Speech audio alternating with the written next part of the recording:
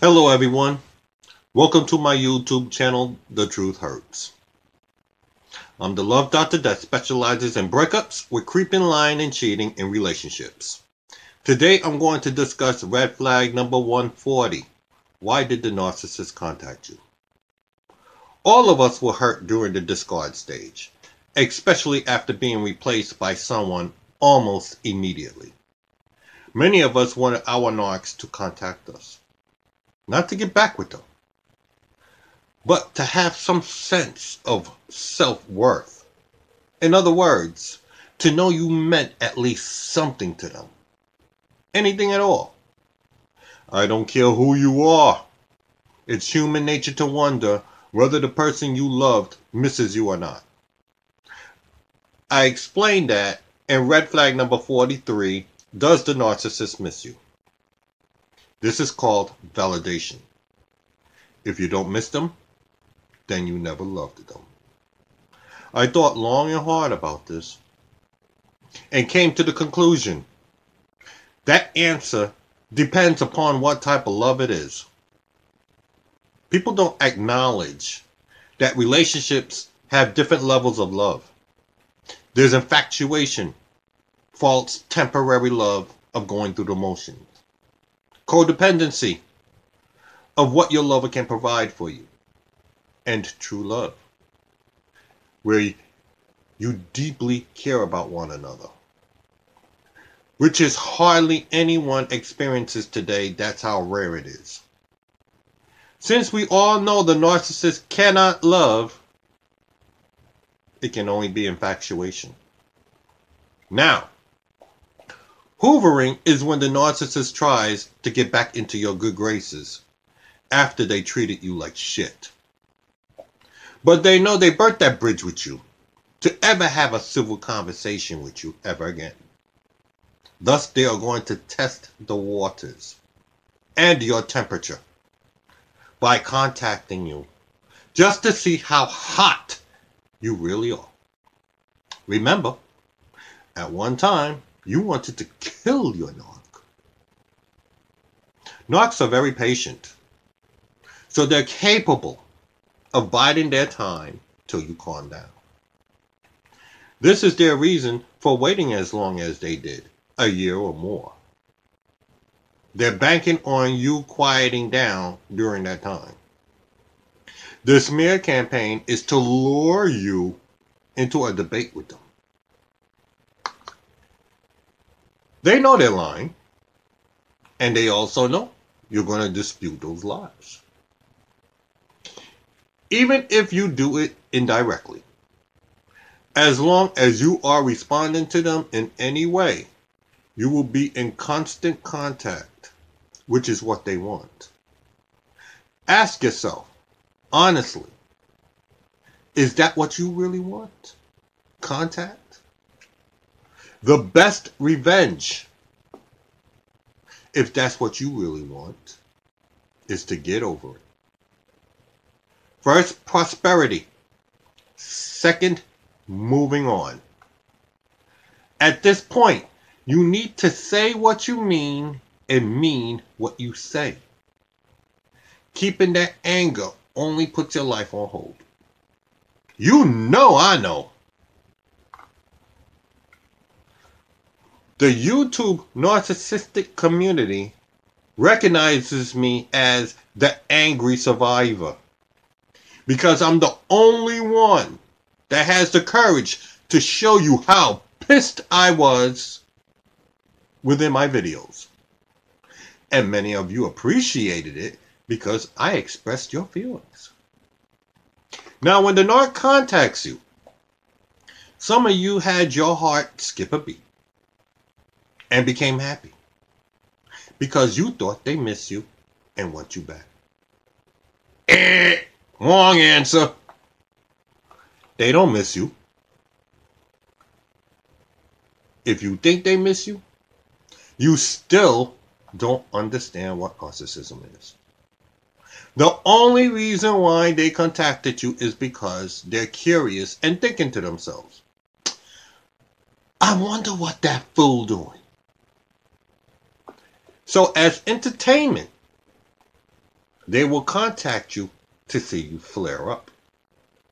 Remember, they love to see you miserable over them.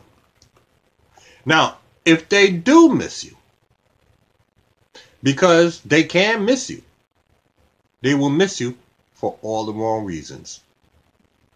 This is why their approach towards you was politically incorrect.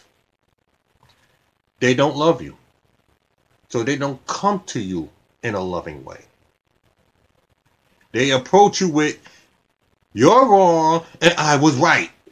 You did this and I did nothing." And their version of the story will be filled with contradictions. Please see red flag number 138, the twisted version of a narcissist story. And read the comments. Red flag. Anytime you see someone that will not take a look at themselves, that's an individual that will take no accountability for any actions of wrongdoing. Run! Red flag. Contradiction is the sign of a liar with no accountability. Run! But narcissists are never sorry for anything they do. Please watch red flag number 80. Narcissists making you feel guilty. You learn that with a narcissist, their actions speaks louder than their words. If they really loved you, they would have humbly approached you and said, "I'm sorry, I miss you.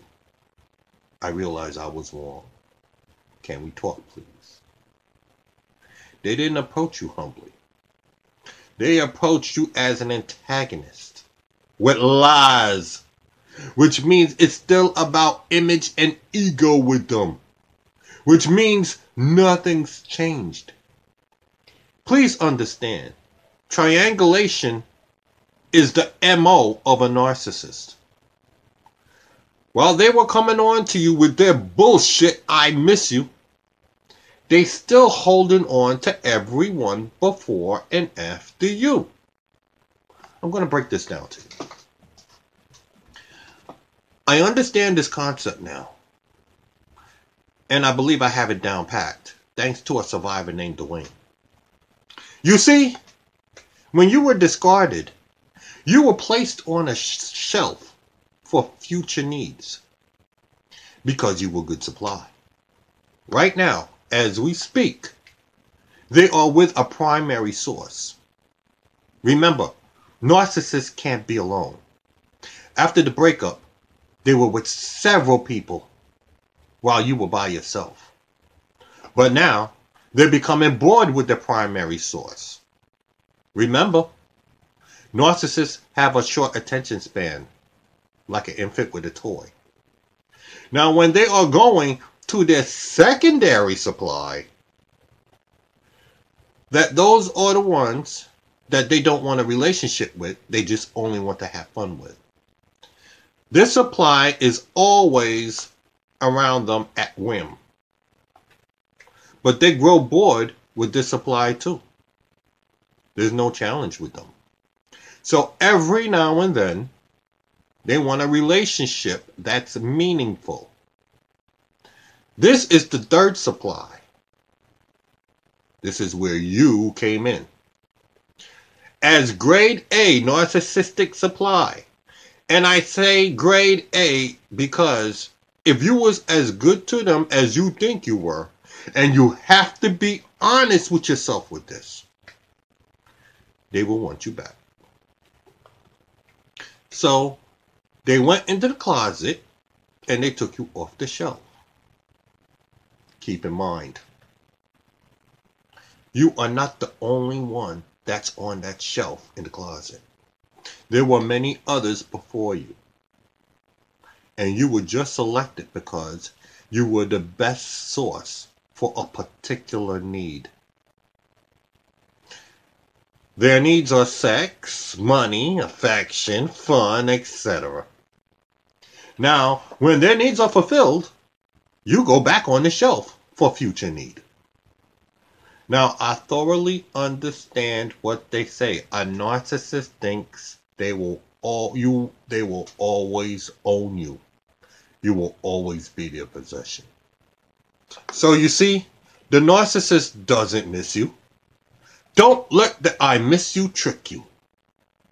They miss what you've done for them. Think of it like an ATM machine. You go to your branch ATM where your withdrawals for your money is free. But the ATM runs out of money. You don't miss the ATM. You miss the money that the ATM dispersed. So, you don't miss it for long. Because you'll immediately seek out another ATM. But it's not your branch ATM. So now you're forced to pay the $3 additional withdrawal fee. When your withdrawal at your bank was free. So the first ATM and the second ATM, so between the first ATM and second ATM, you are not thoroughly happy with the second ATM that you was with the first. That's how you are with a narcissist. They don't care nothing about you. All they care about is what you did for them. Lastly, when a narcissist contacts you, they do so in a cowardly way. They can't express themselves. Remember, it's always about image with these monsters. Instead of saying, I'm sorry, I want you back, they will approach you making you think you the problem. Prime example. I'm struggling with addiction. Does that give the person the right to treat me like shit? To call that addict, who was your fiance, whom you begged to come back to you, so he couldn't have been all that bad. You call him 5 o'clock in the morning from another man's bed to tell him you're sleeping with him. And have that man text your fiance, you're in good hands. That's not the addict being the problem. That's the other person being a wicked bastard. Red flag! When people do evil shit to you like this, it don't matter if they're sorry, miss you, want you. They can even hit Powerball for $1 billion. Leave their ass alone and run. Think about it. Narcissists lack empathy and remorse. Thus, they can do anything to you and not feel bad about it. Thus, as a billionaire, they can peel off $1 million and place a hit on you during the discard stage. Think about it. That's how I got my 5 o'clock phone call. Please watch red flag number 123. You can do better than a narcissist.